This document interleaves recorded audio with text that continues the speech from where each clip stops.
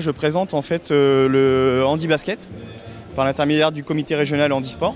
Qu'est-ce que ça apporte ce sport finalement pour quelqu'un qui est handicapé? Développement social, développement sportif.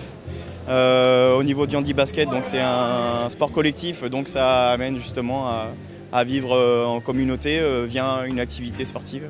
L'Indispensable, c'est un magazine qu'on a fait il y a quelques mois, au mois de juin.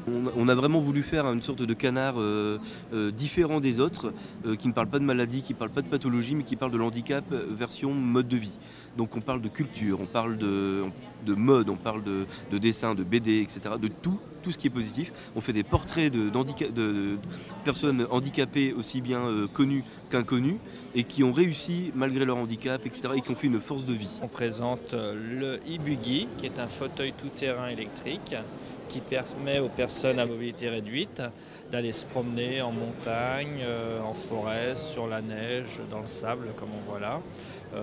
Ça leur permet d'accéder à des endroits qui ne sont pas faciles avec un fauteuil classique. On présente nos différents produits et notamment les innovations sur des produits qui deviennent de plus en plus techniques et de plus en plus technologiques, donc avec des qualités d'image qui s'améliorent et qui permettent notamment aux situations de basse vision assez importantes de redevenir un peu autonome dans la lecture, de pouvoir lire son courrier, de pouvoir, le cas échéant, l'écouter, puisqu'on a des machines qui sont capables de lire, mais aussi de vocaliser. On a la synthèse vocale qui est une grande avancée aujourd'hui, qu'on peut appliquer au téléagrandisseur et à la téléphonie.